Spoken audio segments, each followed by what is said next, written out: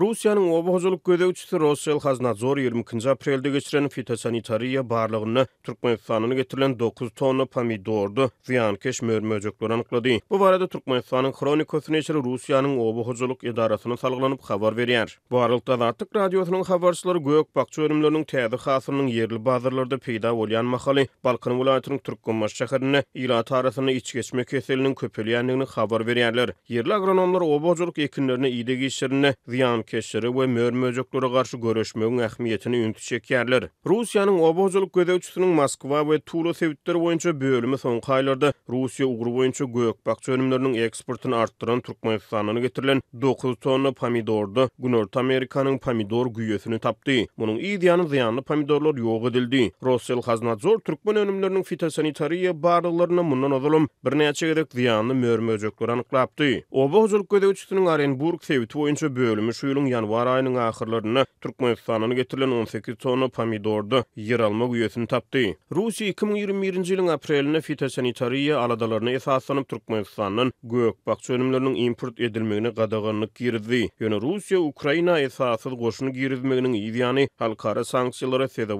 bolan Moskwa 2022-nji ýylyň martyna bu gadagançylygy ýatyrdy. Gadagançylygyň ýatyrylmagy Türkmen tarapynyň Rusiýa Federasiýasynyň fitosanitariya talaplaryny berja etmegi bilen ilteşdirildi. Bu aralykda Azatlyk radiosynyň habarçysy şu günler Türkmenbaş şäherine iç geçme keseli bilen keselhanalara barýan adamlaryň köpelýändigini habar berýär. Maglumata görä hünärmenler bu ýagdaýy gök bakça önümleriniň täze hasyrynyň yerli bazarlarda peýda bolup başlama bilen ilteşdirýärler. Azatlyk radiosynyň habarçysy bilen gurrundaş bolan yerli synçylar Türkmenistanyň oba-hojalyk önümlerini ziyankeşleriň köpelmegini daşary ýurtlardan import edilýän gök bakça önümleriniň ýurdun gümrük nokatlaryny talaba laýyk barlanmalygy bilen düşündirýärler. Söwdegärler daşary ýurtlardan import edilýän gök bakça önümlerini Türkmen standartlary baş döwlet gullugyna, döwlet arasaçylyk we keselleriň ýaýramagyna garşy görüşmek gullugyna para berip ýurdun çägine girizmegi başarýarlar.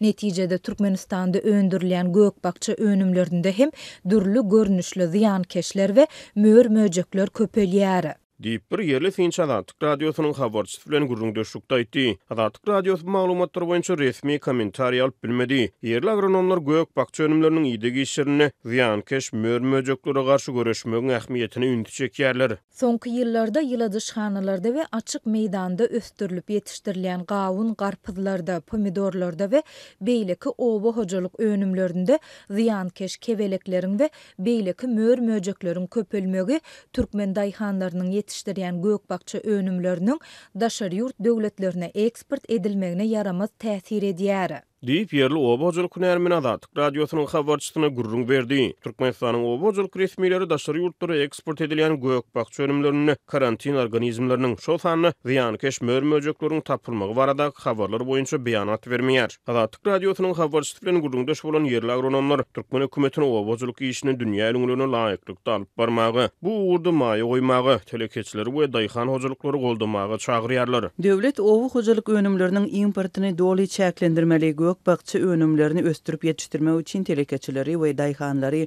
maliýet aýdan goldamaly. Dünýä ülgülerine gawat gelýän önümleri öndürmek maksady bilen bu işe gatnaşýan ähli taraplary goldamaly. Diýip yerli hünärmenler Azatlyk radiosynyň habarçysy bilen gurrundaşlykda aýtdy.